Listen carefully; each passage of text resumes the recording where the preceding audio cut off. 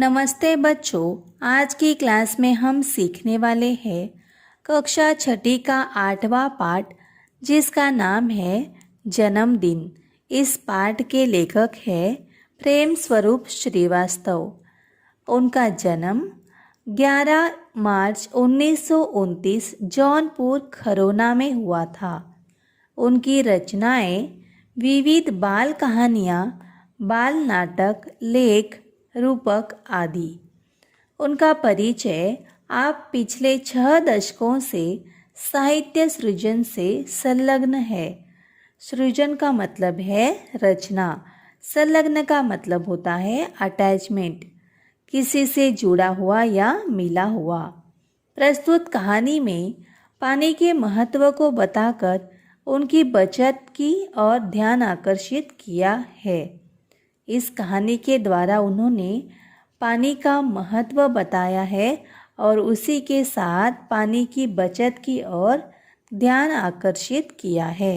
बच्चों, मैं अभी पाठ का वाचन करूंगी और समझाऊंगी। आपको ध्यानपूर्वक सुनना है, समझना है और देखना है। गर्मी पड़ने लगी थी। गर्मी का मतलब है उष्णता। धीरे धीरे उसके तेवर तीखे हो चले। तेवर तीखे होना यह मुहावरा है। उसका मतलब है गुस्सा होना। सूरज आग बरसाने लगा। सूरज का समानार्थी शब्द है रवि या भास्कर। मगर इन सब से बेखबर बबलू अपने में ही मस्त था। मगर इन सब से बेखबर मतलब अनजान। बबलू इस पाठ में एक बालक है जिसका नाम है बबलू। बबलू अपने में ही मस्त था और इन सब से बेखबर था। उसे बाथरूम में घुसे आधा घंटा हो चुका था और वह आधे घंटे से बाथरूम में ही था और अब तक बाहर नहीं निकला था। शावर के नीचे उसकी धमा चौकड़ी मची हुई थी। धमा चौकड़ी मचाना यह मुहावरा है। उसका मतलब है धूम मचाना। कभी तो वह शावर के साथ नल की टोंटी भी खोल देता। वह शावर के नीचे आधे घंटे से नहा रहा था और शावर के साथ वह नल की टोंटी भी खोल देता था। अंत में माँ को ही चिल्लाना पड़ा। अंत में मतलब आखिर में माँ को ही चिल्लाना पड़ा, बबलू क्यों इस तरह पानी बर्बाद कर रहे हो? माँ ने उससे कहा कि बबलू इस तरह पानी को क्यों बर्बाद कर रहे हो? माँ, मैं ऐसा कुछ भी नहीं कर रहा हूँ। मैं तो बस नहा रहा हूँ। इस गर्मी में मेरा मन तो करता है कि घंटों नहाता रहूँ, बबलू बोला। माँ के यह बताने पर बबलू कहता है कि माँ, मैं ऐसा कुछ भी नहीं कर रहा हूँ और मैं पानी बर्बाद नहीं कर रहा हूँ। मैं तो बस नहा रहा हूँ और गर्मी इतनी है कि गर्मी के मौसम में मुझे घंटों नहाते रहना अच्छा लगता है। इस प्रकार बबलू अपने माँ को जवाब देता है।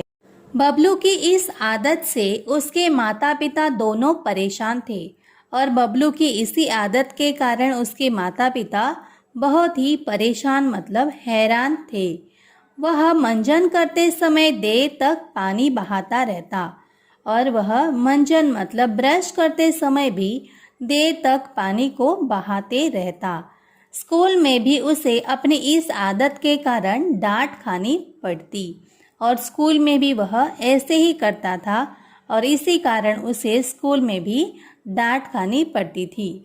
वह वहाँ के नल की टोंटी भी अक्सर खुली छोड़ देता। वह स्कूल के नल की टोंटी को भी अक्सर मतलब बहुधा या बार बार या अधिकतर खुली छोड़ देता था। उसी कारण उसे स्कूल में भी डांट खानी पड़ती थी।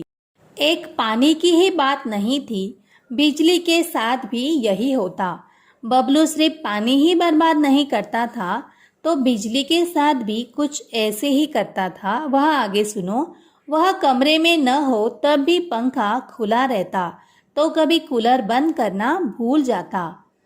वह जब कमरे में नहीं होता तब भी पंखा और कूलर ऐसे ही खुला छोड़ देता था। उन्हें बंद करना भूल जाता था।